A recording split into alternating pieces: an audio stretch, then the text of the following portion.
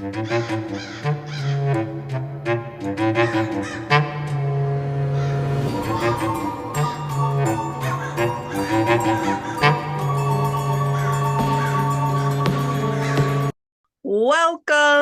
to Strange Stories with the Seeker and the Skeptic. It is Halloween, people. It is my favorite holiday. And I'm going to be honest with you. When we were deciding on what day of the week to choose to put out our episodes, I advocated for Tuesday because I knew Halloween was on a Tuesday this year and I wanted an episode to come out on Halloween. So here we are. This is the episode. We got a lot to talk about today. We're super excited. So we're going to tell a couple of current events going on with Jonathan and myself. Then we have some stories that our listeners have sent in to us that we're going to talk about. And then we also have some local ghost stories. So got a lot planned. Very excited here. You guys can't see, but Jonathan is dancing. He's super excited too. He hasn't said a word yet. A word yet. There he is. Nobody who knows me will ever believe you if you tell them that I am dancing. They're just not going to believe it. I have the video to prove it. So if anybody wants to call my bluff, there is no bluff. It's real. Halloween is definitely my favorite day. I always liked basically like the beginning of September to like the day after Thanksgiving here in the US is always, the third Thursday of November for our international listeners. I'm sure we have a few. Just the best part of the year. It's always, the temperatures are always around what I enjoy. Leaves are turning colors if you're in a state or a region that has, actual leaves that do that. If you're in the Carolinas, then it's still green because it's always green. Yeah, this time of year is my favorite time of year as well.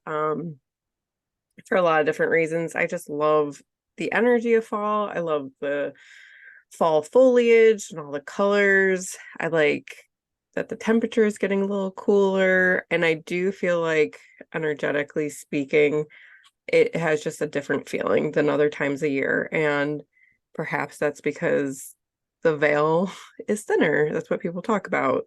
The veil between this dimension and other dimensions or the spiritual realm is thinner. And I'd really like to know why. I don't know why. I don't know if people know why. But it's something that is just very interesting to me. Yeah, definitely. I feel obviously feel the same way. So probably gonna go into stuff that's been happening with us recently next.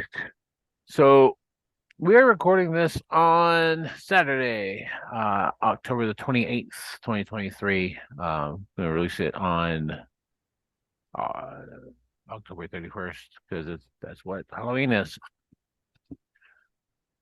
Last night at about this morning, I guess it was about 4 this morning. It was definitely still dark outside. I was awakened by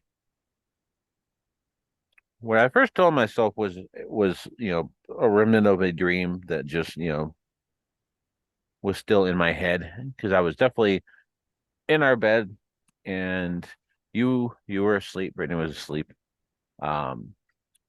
and I sleep on the right side of the bed, and I looked over to the door. This also to the right of the bed, and standing beside our bed, just kind of looking at me, was what I would call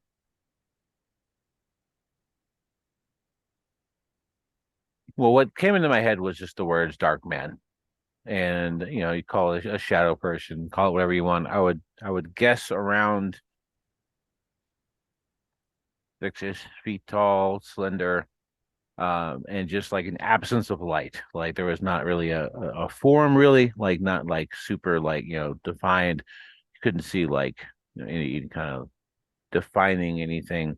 Um, So, clearly I just thought I was still asleep, or it was, a remnant of my dream. I know I was having a strange dream. I've had a series of very strange dreams, all of which I've known at the time I was dreaming, but they were still real to me.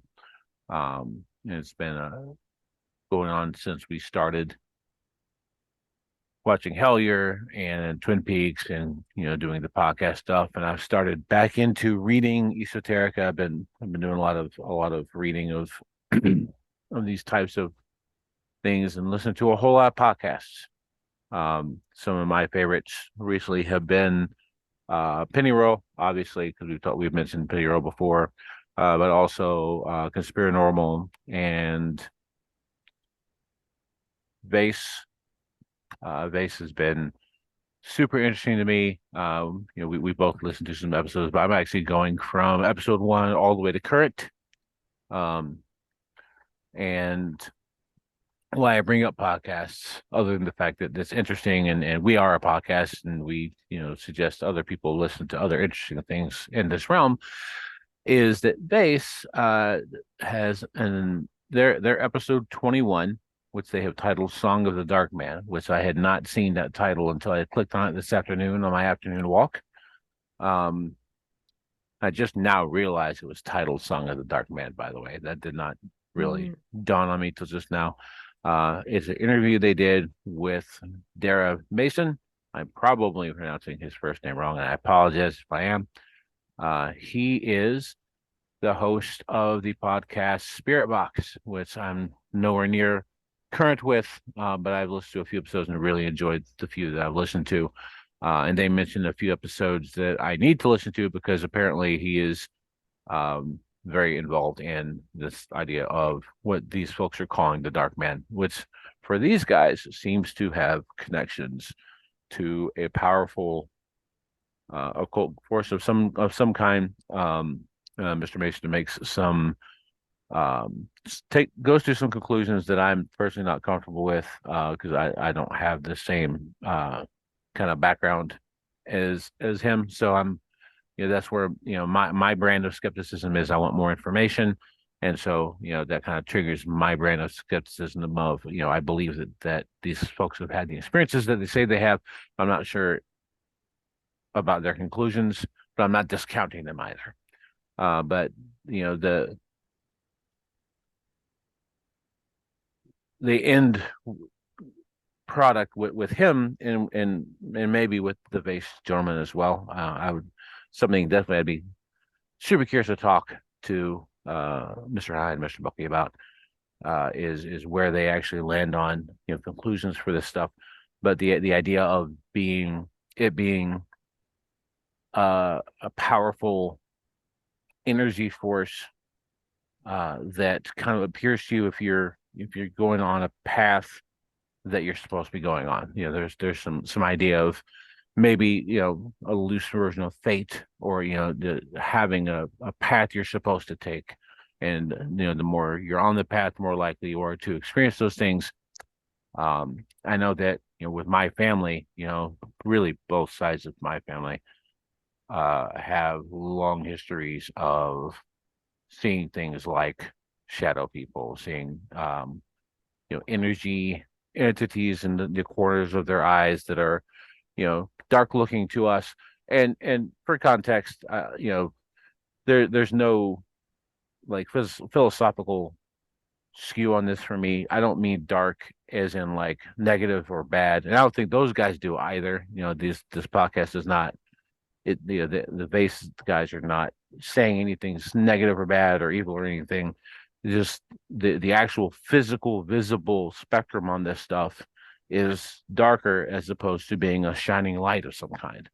And I definitely want to do more reading and more listening about things like this. I'd like to have some conversations with some people that have experienced these types of things, maybe got some better perspective than me. Definitely I'm listening. I'm interested, um, and definitely appreciative of the folks at base, and also Mr. Mason and everybody else who's doing this kind of work, because it definitely makes me feel less alone, less lost, if that makes Mhm. sense. So Yeah. Brittany, what do you think of this? What's your take? Well, I think it's interesting because this whole morning you were trying to convince yourself it was just a dream and that there was nothing else to it. And then there It was sure some pretty, was. you sure were. And then there were some pretty interesting synchronicities. You listened to that podcast, and I mean, you were talking about, I don't, weren't you talking about a book that this is mentioned in as well that people have been talking about? So that specific thing, to my knowledge, is not mentioned. Oh, But okay. I did, um, Amazon suggested a book for us, which I just randomly purchased because it sounded interesting. I felt like I had heard about it before. It's called The Tincture and the Paranormal, um, by a man named Hanson, and so I bought it, and it came like in a day because Amazon is, a monolith, and they're able to get you things as soon as you think about them, basically. And then within 12 hours of that, receiving it, I listened to a Vase episode that mentions and suggests getting that book, and then also a Right Where You're Sitting Now episode that also suggests getting that book and talks about that book. And so, that was super interesting to me that, after being presented with it and just being like, yeah, yeah, I'll do this. I'll get this. These two podcasting entities that I respect a whole lot and really enjoy suggested that people, read this book. Yeah. I've known for a while that there is something here. There's been some strange things happening since we kind of fell down this rabbit hole. I would say in the last couple of weeks, I'm seeing more shadow figures, even flashes of light. Like, so it's not always like dark, um, like you said, dark colored energy. Sometimes I'm seeing flashes of light as well. And the other night I was reading in bed and you were on the computer in the other room, and all of a sudden I just saw a dark shadow that was like perfectly in the shape of a hand kind of slide out in front of me in front of the book that I was reading. So it's just like this hand shadow in front of the pages I was reading, and it was very strange, and I did kind of acknowledge it. It was like, can you not, please? And it went away. Um, I we've talked about this a lot. We don't get the sense that if there, is something here that it's dark or malevolent. I do get the sense though it's trying to get our attention. Just certain things that have happened. That hand thing, I mean, that's like, don't even read, like look at me. I'm right here, right? Right. The lights in the bathroom, leaving the cupboards open, those types of things. It feels kind of like, pay attention. I'm here. Notice me. I'm not sure about you sleeping and like kind of seeing that. I'm not sure if that was intentional or you just woke up at the right time, but you kind of felt like that it was a, I mean, you said it a few minutes ago, but like it was a carryover from your dream. So were you dreaming of a shadow finger and then woke up and saw something? I think so, yes. Okay. Either that or I woke up twice and don't realize the first time was actually just me waking up and seeing something. Because you know how it is when you're just out of sleep, it does take you a couple seconds to kind of recalibrate to reality. And that's always been super true for me. My dreams have always been, vivid and weird. More so at the times of my life when I've acknowledged, kind of paranormal or occult type things, and less when I've done things to not acknowledge that stuff. But this is definitely the most um and the most prolonged time frame that I've we've been doing this since June basically, doing this type of stuff. And it's always I've always kind of, when I've done this stuff in the past, kind of had these feelings that it wasn't the right time in my life yet, so I've gone off to do other things. This time it does feel like the right time in my life, so I've kind of pulled out all the stops on consuming this stuff. And my dreams definitely have amped up, I think in reaction to that, whether that's my subconscious just kind of trying to make sense of things, or if there's something more to that, I don't know. Jury is still out for me. That's another place where my skepticism still, clicks in and says, "Hey, don't make a conclusion yet. Get more information." Hmm. Which is why I'm continuing to listen to more podcasts of people who um, are taking these things seriously and going through, similar journeys and have gone down these paths before me. So I can see what has helped them, what has seemed to not help them, and there's no guarantee that it's going to be the same for me. Everything seems to be different for everybody, but maybe it'll help me make good decisions. Yep, absolutely. So there you have it, people. We have some shadows with us. We're just, just exploring.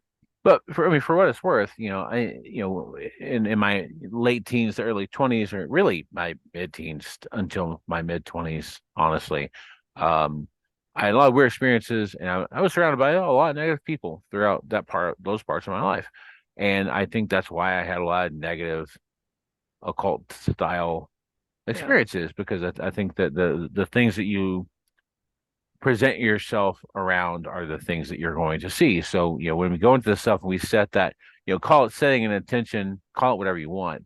When we say, hey, we'll accept good results. We want to go through this stuff, but we want good results for this stuff. And I didn't know to do that when I was younger. And so Yeah. I felt a lot of negative stuff, and I saw some scary things. And I'm sure in future podcasts we'll dive into that. This is not really the time for that, but strange things did happen. I know what bad energy feels like. I know what a bad thing feels like. None of this feels like that to me. I have Yeah. no feeling of, there's nothing ominous. There's nothing out to get us. There's, I don't have any kind of, there's nothing scary here. Yeah. I think about it in terms of matching frequencies. And so if we are in a frequency that is, call it what you want, a higher vibration, a faster vibration, whatever, right? We're more towards the love and light end of the spectrum, right? So that means what we resonate with would be beings that are more in the frequency of love and light, right? If you're in a darker place, if you're depressed, if you're just not in a good vibrate, or I don't want to say good vibration, but if you're in a darker place, you are more likely to resonate with maybe darker entities. We listened to that whole the podcast The Chilling, where this girl was in college and she lived in a house that was possessed by a demon, basically. And I think a lot of her experiences had to do with who she was as a person, just being more open and being a medium. But also, she was in a really dark place when she moved into that house. She had just gotten out of like an abusive relationship where this guy tried kidnapping her and killing her. So she was in a dark space. So to me, and it kind of latched onto her, and probably a lot of that, in my opinion, anyways, is because of the energetic space she was in. What do you think about that, though? I mean, yeah, I 100% think that, that there are potentially, and whether this is an interdimensional thing or whether this really is, somebody that was around whose energy is still with us, or something different that I've never heard of before. Something is there in some places, and some of them are things that are not curious about people at all and just want to be left alone. And some of them are very curious about humans. Some of them are positive and want to mess with you in a positive way. And some of them seem to be hateful. And I think that in that with that specific podcast, which did you mention the name? Yeah, The Oh yeah. Chilling. With with the chilling, I think that the house that's mentioned there, and hey, if you guys want to go on a wild ride, listen to that podcast. Hmm. It's very interesting. The production value is great. Yeah. She does a real good job. She definitely did her research. I don't know if I agree with some of the conclusions a few of her guests came to, but hey, that's me. I've got a different experience than those guys. No, that's not a problem. That doesn't take away for me from the experience of listening to the story. But whatever is or was or might be in that specific house likes messing with humans in a bad way. Mm-hmm. And she caught the brunt of it more than anybody else she talked to. And I think that Brittany's right. I think it's because she had just been in a situation where she had been physically assaulted quite a lot. She could have died, and that'll mess with you. And I think it'll mess with you more if you're someone who is, you know, to kind of, for me, it always comes back to John Keel somehow, more connected to that super spectrum of energy, and has, more ability to see those higher and lower frequencies than most people for whatever reason. Then she was just ripe for the picking on that. And Mm-hmm. she's lucky to, in my opinion, have gotten out of that situation. For sure. Luckily, that's not what we're dealing with here. No, I don't So think it is at all. only love and light in this house. That is the only thing. I do a lot of visualization and protection and setting intentions, and that is all that is allowed here. So Yep. We are looking for and will only accept positive outcomes. absolutely. All right. So we have some ghost stories that people sent in to us. So thank you to our listeners who sent us some of your stories. We're very excited to share them with you. The first one we have is from my friend Melissa, and she was a member of a women's circle group that I had when I lived in New York a couple years ago, which was a lot of fun. I missed that a lot, but this story is both, I would say, sad and sweet. So Melissa lost her son Brian in October of 2005. He was 17 years old and he was killed by a drunk driver, which is just heartbreaking and tragic. However, in 2017, her daughter was renting a home very close to where her son was buried. And her grandson, who was 3.5 at the time, was playing, and he was talking as though he was speaking to somebody. So Melissa says, my daughter Skylar asked him who he was talking to, and Andrew replied, to my friend. He said, you should take me for ice cream. My daughter laughed and asked him what his friend's name was. He replied, Brian, which was her son's name, Melissa's son's name. Brian died 8 years before Andrew was born, so he didn't know him. My daughter got a little freaked out, so she sent me a text of what had happened. I told her to ask more direct questions, so she went back to Andrew and asked if his friend Brian knew Mimi. Andrew laughed and said, of course he does. She's his mama. A few years later, after they had moved to Texas, Andrew asked his mother if she remembered the house in New York. She said yes. He said, I wonder what happened to the man who always followed Dad around the house. So here we have it. Another story about a kid in connection with spirit. So I just love this story, and I'm so thankful to Melissa for sharing it with us. I'm sure that probably gave her a lot of comfort, just knowing like her son was around. I mean, he was making jokes, take take my nephew out for ice cream, which is just very sweet. So I love this story. Oh yeah, that's a really good story. I'm never surprised to hear someone talk about their kid or themselves as a kid, having some kind of contact experience of some kind, because when you're 3, nobody's told you nothing's impossible yet. And so, no, there's no 3-year-old trying to convince themselves that the things that they're seeing are not what they're actually seeing, Mhm. you know, And which, it's not scary at that time either, right? Like you yeah, haven't been because anything conditioned to could be think it's possible, scary. Yeah. you know, anything can be possible when you're 3.5. Yep. And I mean, that just goes back to earlier this morning when I was trying to convince myself that I didn't see what I saw. I was trying to say, well, that was a dream. And I even framed it to you when I told you about it as, hey, listen to this weird dream I had last night. And Yeah. you're like, that's not a dream. That happened. I'm like, no. And then I listen to that podcast later. I'm like, okay, so I guess that was not a dream. Here we are. Here we are. Now, why I wanted that to be a dream, I don't know. Who knows? But here we are. That's a really good story. So we are very stoked that we had some friends of the show send in some stories. Russell Lister is a guy I've played cards with for years and years. We've known each other for a while. Super fun dude. Has been a avid supporter of the show from the beginning, 3 whole months ago. And he's been, I would consider him to be probably our biggest fan. And I was super stoked when he sent us an email with this story. And man, this is a wild one.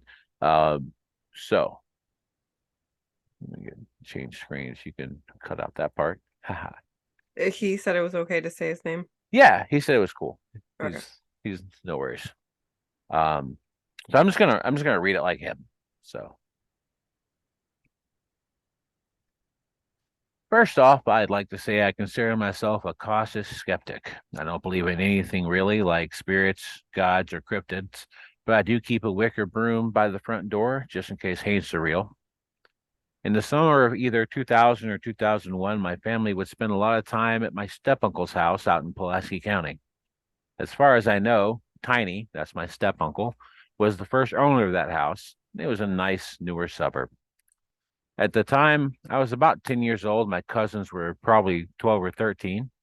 The adults would typically go out and leave us kids at the house alone. Most of the time, we would play video games, watch movies, and smoke stolen cigarettes. One night, all the adults decided they were going to the Moose Lodge, and they'd be gone for a while. Tiny told us to behave and don't do anything stupid, and they all drove off. Immediately, we turned on HBO, just looking for anything we weren't supposed to be watching. And as the night went on, it just a typical rowdy time. We were laughing and playing, and suddenly there was a scraping noise going down the side of the house. It sounded like clouds tearing at the walls. We ran from the living room and down the hall into a bedroom, and the noise followed us. We ran back out to the living room, and the noise stopped. Uncle Tony was a tow truck driver, and he had one of those high-powered spotlight flashlights in the kitchen.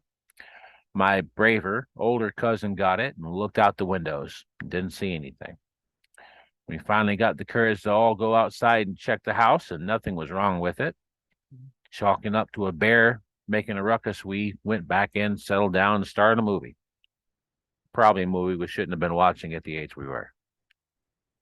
It was at this time we heard a voice go down the hall. Hey, guys. It was Uncle Tiny, shirtless in a bath towel. And he looked like he was in pain. He said, I know what y'all are doing, and that's fine. Just keep it down. I got a migraine. We were confused because we thought he was out with everyone else, but we apologized and he went back into the bedroom. About an hour later, all the adults got back and we looked out the window to see Uncle Tiny had been the one driving. We were all floored. My older cousin ran to the bedroom and yelled, There's nobody in here. When they came in, we questioned them to no end, and they all said they all left together and no one came back. And yeah, Tiny was the one driving. This has never sat right with me. It's always given me a weird feeling. I have since talked to those cousins as grown-ups, and we all remember it exactly the same way. They both have admitted to me also they have weird feelings about it. Like, obviously, it couldn't be the ghost of a living person, but what was it? Who was it? That's wild. I mean, to me, it almost sounds like a doppelganger, right? Absolutely. So, I mean, a doppelganger is like, I don't know exactly what it's supposed to be, but it's like, you know, it looks like a person who is alive, but it's not. Yeah. It's somebody who is somewhere that they can't be, and then they're not there anymore. Yeah. And the lore goes to say, like, if you take from the original German lore, if you see your own doppelganger, then you're going to die. Like, that's like the thought process. But there's nothing specifically ominous that I've ever read or heard about seeing someone else's doppelganger. But just, it's just one of those situations where somebody is in a place that they literally cannot Hmm. be, often interacting with people, and then disappearing. Which for me kind of is, at least thought form adjacent in a way. Um, I don't really know. I really do appreciate that Russell did send us a story. That's crazy. It is. Yeah, I mean, thought form adjacent, or is it like meshing timelines, like that did happen in a timeline, but then they kind of veered back to a different one. Who knows? I don't know. But I know something similar happened to my dad. I wanted him to talk about it when we did the interview, but he didn't bring it up. So I might be butchering the story a little bit, but he told us, I think I was still a teenager. He was laying in bed and he was like talking to my mom and seeing her in the bathroom, and then like all of a sudden she walks in the bedroom door. So she wasn't in the bathroom at that time. And that's just, a wild, again, that says to me like doppelganger, but what is that really? I don't know. Not a clue. That's super interesting. It is. All right. So our next story comes from my mom, and we have our first prejudicial ghost story. Oh So, no. oh no, that's even more terrifying than any ghost. But so my mom says, you probably know that Aunt Lori and Uncle Jim, which are their best friends, live in what used to be her grandparents' house. When Aunt Lori's mother was single, she was seeing a young Italian man. For whatever reason, her father hated Italians. He told her, I would rather see you come home in a coffin than for you to marry an Italian. So Aunt Lori was telling us the story as we were painting her kitchen, getting them ready to move into that house. As you know, Uncle Jim is 100% Italian. So I said, I wonder what Grandpa would think if he knew an Italian was moving into his house. No sooner than the words came out of my mouth, a shelf in the kitchen came crashing down with everything on it. So I said, well, I guess we know what he thinks. Weird dislike. I Like, know. they're all weird. Like there's Yeah. no like Prejudice. prejudicial thing that Yeah. makes sense to me, but like specifically that one thing, I'll just never understand. Yeah. I mean, it was a different time frame. I don't know. I'm pretty sure, I could be wrong about this. I'm pretty sure they're French. So I don't know if that was part of the beef. Not Yeah, exactly maybe sure. there's some like generations long, you know, animosity between French people and Italian people that I'm just Italians. not aware of because I am not connected to either of those like, bloodlines. Not Yeah. I don't understand, any kind of prejudice on any, other than like, billionaire versus everybody else. That's a Hmm. prejudice I can get behind. But like, beyond that, none of it ever makes sense to me. That's a funny story though. I would Yeah. I would be annoying to have to clean up after that. Yeah. It's like, For all right, well, sure. you made your point, now clean up. Like, Yeah. Yeah. That's an interesting one. And I know that my Aunt Lori and Uncle Jim have had other experiences there. I'm not entirely sure of all of the experiences they've had, but that's the one my mom at least witnessed, which is a pretty funny story. for sure. Okay, next up we have got a story from an anonymous listener. We definitely appreciate the submission of, and we definitely will always honor people's requests not to be named. Um, is a lady that we know. As a preteen or teenager, my sister and I shared a room. At night, usually when she or I was away or at a friend's, the other one was sleeping alone in our bedroom. You would hear what sounded like someone sitting on the other's bed. It would make the hair stand up on my neck.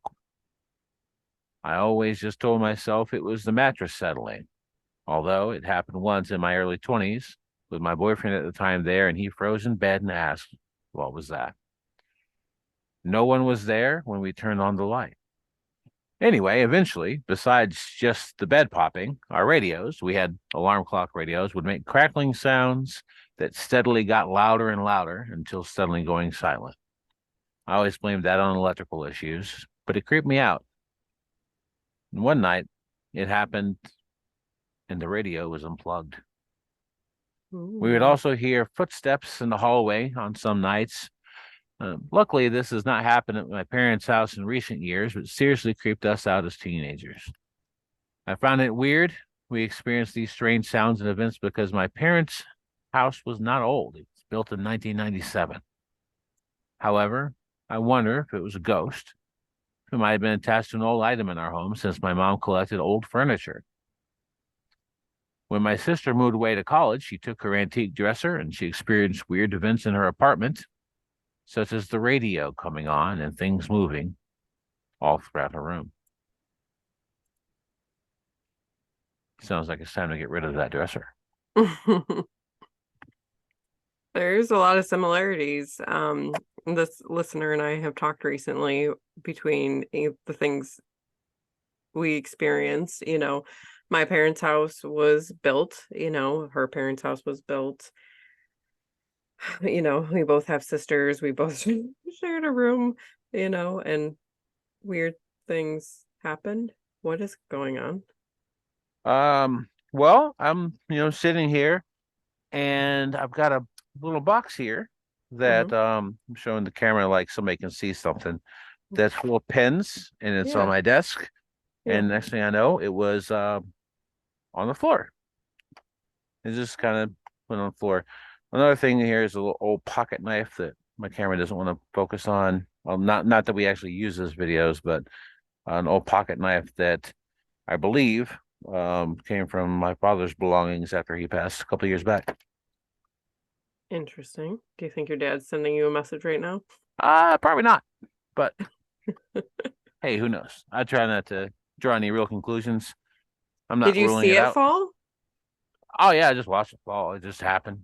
It like Now, to be fair, it was on top of my printer. I did move my printer a little while ago. Maybe I moved it in a way that made it unstable and it just took that long for gravity to make it fall over. I don't know. That was about an hour ago when I moved my printer over a little bit. So, you know, I'm not going to make any real determinations there. hey. Good times. So yeah, as we're doing this, strange things are happening, Could be normal, could be maybe not. Who Nobody knows? knows. Nobody knows. Okay. So now we're going to talk about some local ghost stories. Um, there is a there's two apparitions that a lot of people have seen where I'm from. Which And is Oswego, New York. okay. And so they call it the Seneca Hill Ghosts. And how it is seen, and it's usually like it's often in November when people see, I think it's like the end of October into November, around that time period.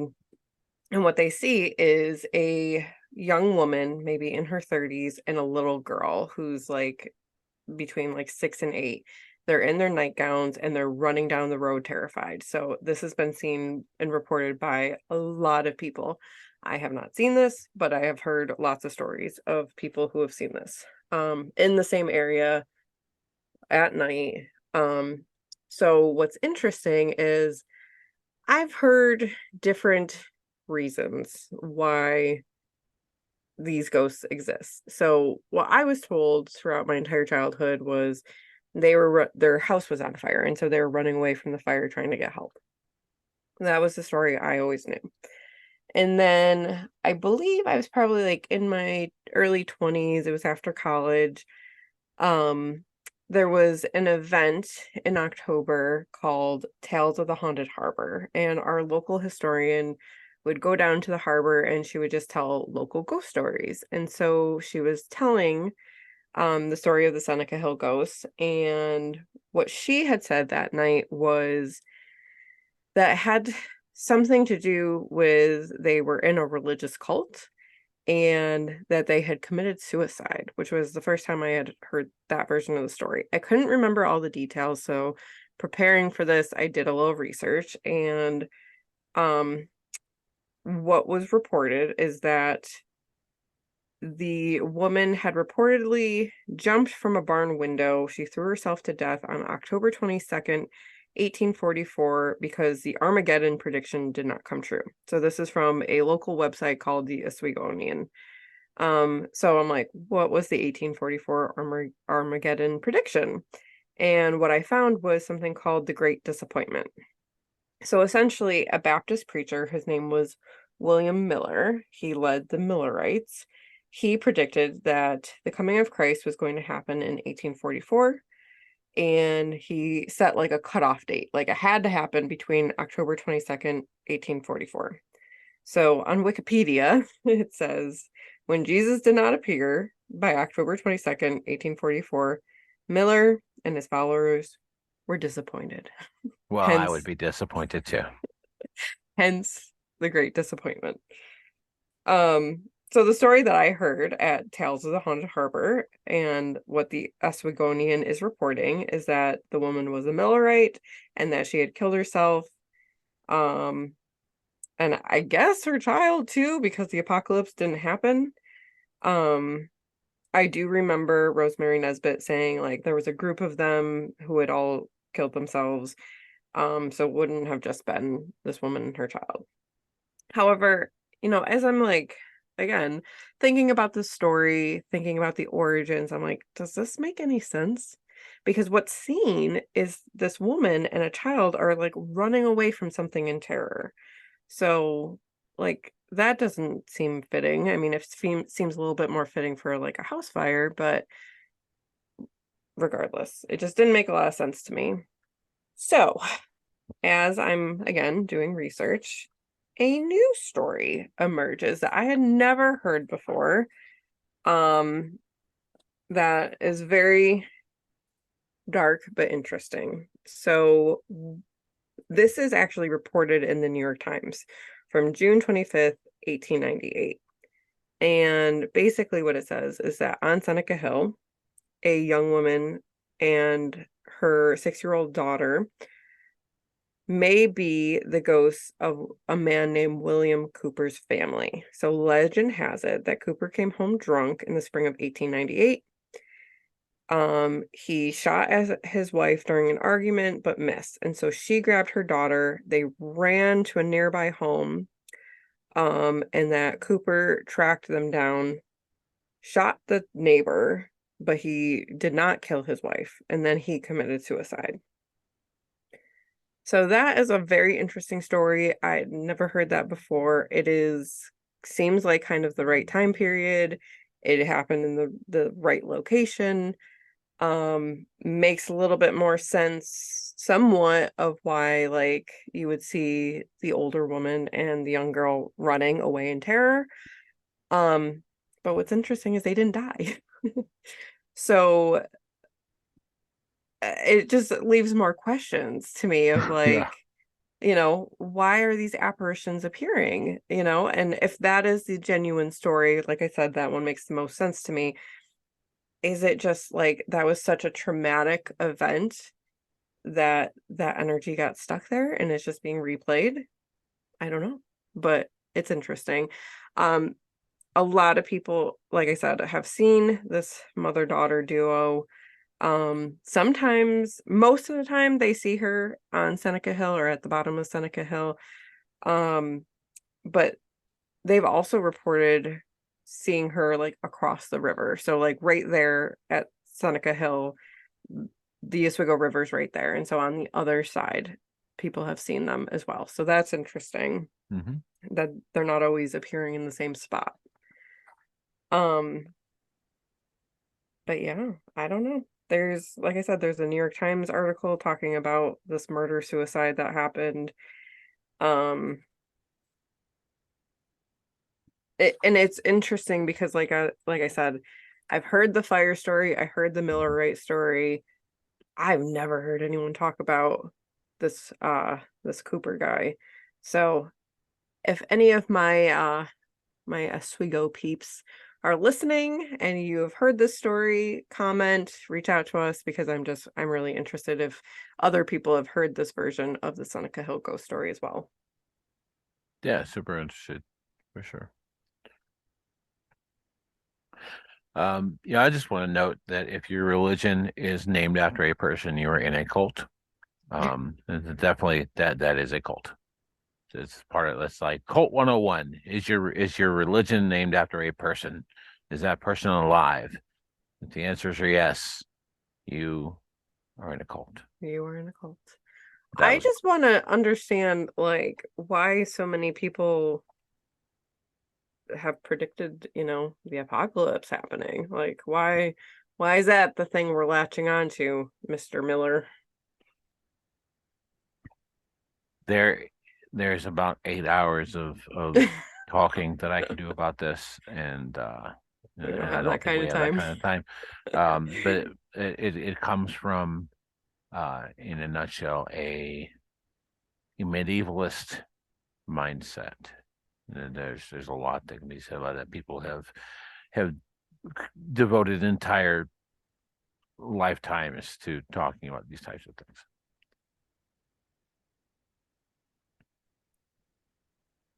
So you have a ghost story local to Roanoke. So I'd like to Yeah, hear this one. it's more of a snippet of a story. We recently the one of our local television stations did like a little almost fluff piece about this because I guess it's getting closer to Halloween. They're reaching for what they can. So for those who don't know, Brittany and I live in Roanoke, Virginia. We're in southwestern Virginia, kind of the gateway to southwestern Virginia. It's the largest city in this part of the state. And I've been here for about 18 years. Brittany's just under a year. And in the entire time I've lived here, I don't think I've ever heard anyone tell a story of anything weird happening here. I've had maybe a single weird experience myself. And I don't know that any of the people I've talked to have ever given me anything to go on in Roanoke itself. Um, this is from 1902, and it's something that was experienced in Roanoke and Lynchburg, which is close to us, and then south of us, you've got Tazewell and Bristol and Bluefield, and so basically all within an hour to 2 hours of the Roanoke area, this was seen, and they're calling it. One second, sorry, cut out this part. Huh. They're just calling it the Woman in Black, and basically, in downtown areas in these towns and cities, a woman was seen wearing all black with a black head covering, a black face covering, by apparently multiple men were saw this person, this apparition, um, and there's a string of basically old newspaper articles from 1902 spanning about 9 months, kind of tracking this. One thing that kind of not the best reporting on the part of our local television station, but specifically says the ghostly figure would follow men home late at night with articles reporting bullets flying through her unharmed and her ability to disappear suddenly. And there's a quote here that says, "All these men are reputable." It really does make you think, this has a certain realness to it, that this is like actually legitimate experiences that these men are having. Well, I'm going to tell you guys a little bit about the history of Roanoke, Virginia in the late 1800s to the probably the 1930s or so. Downtown Roanoke, Virginia, especially in the southwest side, was known in the region as being the place to go get in trouble at night. That's where the bars were. That's where the brothels were. As a matter of fact, until from the mid 30s until about 8 years ago, there was a statute in Roanoke City that banned and made against the law boarding houses. You weren't legally and were not allowed to rent a room out to someone because of the brothels and because of all of the violence that came with brothels in Roanoke. They had to get that overturned so that people could do Airbnb and similar apps in the Roanoke area. And until that, you weren't allowed to do that. So don't know if reputable in 1902 in Roanoke and downtown is really what I would call the people who would be out frequenting these places, for one thing.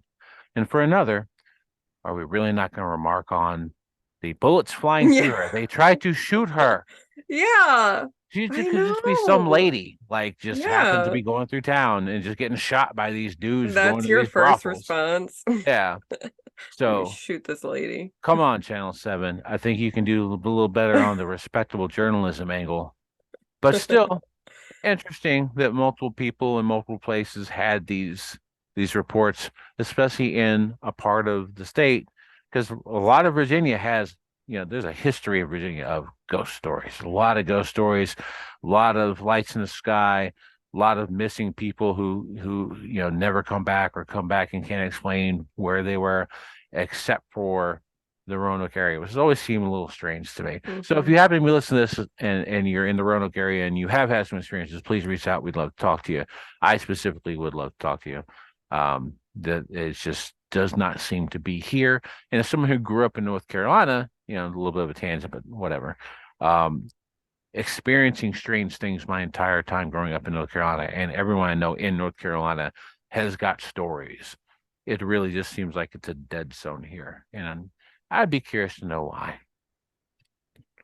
That's very interesting that, you know, it doesn't seem like there's a lot of stories. I'm wondering if, just us going down this road, if maybe we will hear some more, or if there really is something that, there just isn't a lot of like that kind of activity happening here.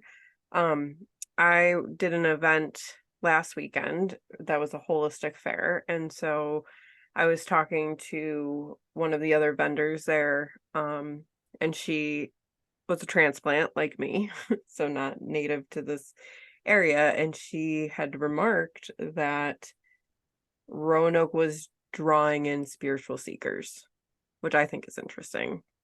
Huh. She's like, there's a lot of us migrating here. So I don't know. I don't know if there's any connection. Could be completely unrelated. It just popped into my brain when you said that, like that there's not a lot of haunting activity happening here. I've never known anyone to say anything strange lights in the sky here either. Yeah. Which coming from the Carolinas is weird. Because in Carolinas you look up any random Tuesday and you might see something that you don't have a flight planned for. Yeah. Which is very interesting. So our next story is a story from my sister Erin, and we're going to let her tell it to us herself. So listen up. So, the story that I wanted to share for this lovely spooky season takes us back to a time when I was in high school. I don't know, I think it was maybe 10th or 11th grade. I'm not exactly sure. But, anyways, my bestie growing up, Abby, was spending the night, and we had gone to bed, and I woke up, and there was this giant gray and black eyeball, like a single eyeball. I'm trying to think how big it was. It was really big. It was bigger than any of the dogs we had at the time, than the Sheltie. Well, we didn't have a Sheltie then. But anyways, it was big. And it was just kind of floating near me above, like mid-air, not over the bed, but like next to the bed. And I just remember screaming, and I had this like star pillow. It was like in the shape of a star, and it was stuffed, and I like flung it across the room, jumped out of bed, ran to the front of the bed, stood up like on the edge of like where the footboard would be, kind of thing, and just did a face plant straight down into my pillows. Now, of course, this obviously startled Abby a bit, and myself included. Um, at the time, I didn't really know what it was or what it was from, and it really had freaked me out because, I mean, I always would make jokes about Big Brother watching and everything, but there was literally a giant gray and black eyeball floating near me while I was sleeping. But since I've grown up and, researched and learned things a bit, I wonder if it could have been Archangel Metatron, who I know my sister Brittany the Seeker and I have discussed about it,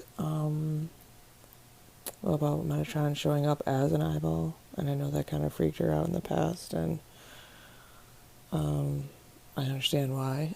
I don't know if it was him or not. Maybe I should meditate on it, but yeah, that was just one of the many, what do you call it? Strange, spooky stories from our house growing up. And of course, there was a lot of different paranormal experiences, but that one was particularly strange. So I would like to think now that it was an archangel looking over me instead of something creepier. But who knows? I'll let you know if I find out anything, if I meditate on it. So, Jonathan, what do you think of Aaron's story? Well, I think that I would move. If that was a thing that happened to me, I would find a way to live anywhere other than where I was living, because that, um, I'm not sure I could sleep there again ever in my Yeah, life if that was where I lived. it's Um, a pretty terrifying thing to wake up to. I mean, you woke up to a shadow figure, and that was pretty scary, but like just an eyeball floating above you, I don't even know. yeah, I can make sense of shadow people, not so much that. As is often the case in this podcast, when someone mentions a concept or an idea that may not be part of the mainstream, I try when I can to give a context, and Archangels is one of those things. Mainly because if you come from a Christian background, you probably have heard that word before, but you most likely have not heard the name Metatron before, unless you are a Kevin Smith fan, in which case you've seen Dogma, and that name's in Dogma. But as far as popular culture goes, that's kind of probably going to be the biggest reference you will have come across. Um, so in the quote canonical quote Christian Bible, there are four mentioned. That is not one of them. There are at least three more within mainstream Judaism. I believe Metatron is one of those. There is a book, a very, very ancient book called the Book of Tobit, Tobit, that mentions, I believe, Metatron. I have not read this book, but it is canonical to someone, I'm sure, but definitely not Christianity and probably not the majority of Judaism, but that would be speaking from silence for me, so I'm not entirely sure. Um, So, in my work in the Akashic Records, Metatron is considered to be like the scribe of the Akashic Records, so kind of like the energy force that is holding all of that energetic information. And so what Aaron was referencing is that when I've been in the Akashic Records and I have been like in meditation, there has been times where I've seen a giant, just singular eyeball. So I think that's what she's talking about. And to me, it's always happened at a time where like I'm expanding consciousness and I'm kind of vibrating at a different level and getting really deep insights into something. So I don't know if there's any similarities between what I experienced and what she experienced. I think it's interesting that, you know, this happened to her when she was waking up. Um, you know, I think you're in a different state of consciousness when you're sleeping, so there might be something there, but I don't know. It definitely I can I mean for me like being in the records and seeing that in meditation, it's not as terrifying. I mean the first time it happened it was a little weird. I will be honest with you. Having just like seeing this giant eyeball in your mind's eye. But for sure. yeah, it doesn't have the same feeling as like waking up and seeing it with your eyes open looming over you. Yeah, So if that was a spiritual being, get a different way of sending a message, please. Thanks. yeah, definitely. Another kind of note looking back to what I was saying. Um, I do know that there is part of the Kabbalah, the actual traditional Hebrew Kabbalah, that does have to do with very much with archangels, but also with Metatron. It's part of that. I don't know if the Kabbalah tradition and the Akashic Records tradition are connected to one another or not. That'd be something I'd be interested to find more out about, because they're both long-standing things that are interesting, that seem to say similar things, but I don't know if there's any real connection, like Mhm. on a cellular level. Yeah. I don't know anything about Kabbalah, but it's definitely something that keeps coming up. So probably an avenue of exploration here in the near future, but very interesting story.